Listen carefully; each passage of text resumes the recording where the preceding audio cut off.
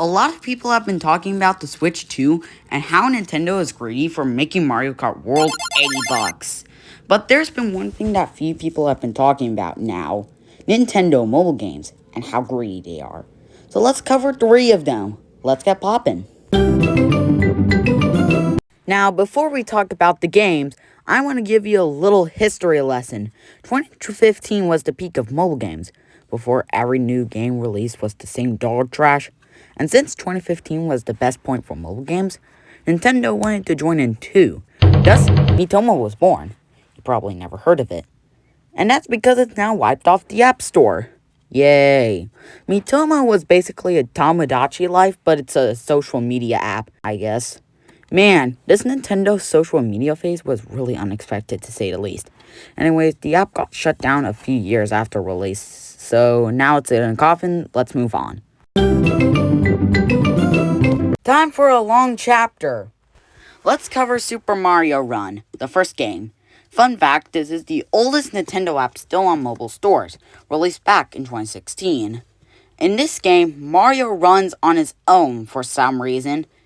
This is one of the first problems. Mario can now vault over enemies, removing half of the challenge in this game. He also refuses to go left for some reason. Why? But let's move on to green. Out of all of them, to be honest, this one's probably the least egregious.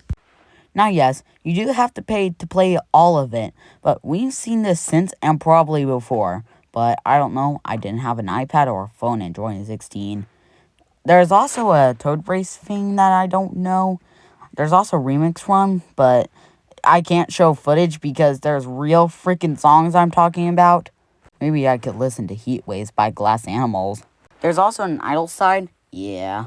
There's also a characters to get and a bunch of bonus levels. Before we move on, there's one more thing I have to address. Despite the game being locked behind a paywall, there was once an event in the game where you could play every level other than World 6 for free, which is pretty cool. Yeah, there are only 6 worlds. This is also the only time I played the game for a decent bit. So yeah, 6 out of 10, let's move on. Next is Fire Emblem Heroes. Now, this chapter is going to be shorter because I only played it for 5 minutes. And that's because of stamina. Stamina is how many levels you play a day that recharges automatically. So technically you can beat the whole game for free, but you can buy more. However, there's one more pay-to-win feature that's even worse. Blech. Gacha. Gacha is where you pay money or some currency and hope and pray what you want. It's gambling and I will not allow it.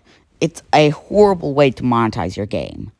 One more thing, why is Fire Emblem Heroes a serious game have a cutesy art style? Why? So, like, 4 out of 10, let's move on. Finally, let's move on to the most egregious of the bunch. Mario Kart Tour. First off, the fact that it's basically Mario Kart 9 makes my blood boil. Like the last game, the main way to progress is with the gotcha.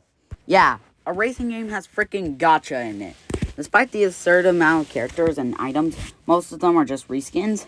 Everyone calls it the worst Mario Kart for a reason. It's a half-made mobile app. Also, the only way to unlock 200cc is by paying cash. Yay. 3 out of 10. Let's end the video now. Just kidding! We got one more chapter. Now, before we conclude, I want to give an honorable mention to Dr. Mario World. This is like Dr. Mario, but multiplayer, I guess. It no longer exists, so you can't play it anymore. I never played it, but I'm not a Dr. Mario fan. I mean, who's a fan of this game? It's basically dead at this point. Thanks for watching this video. Don't forget to like and subscribe, and see you next time on the next video. Peace.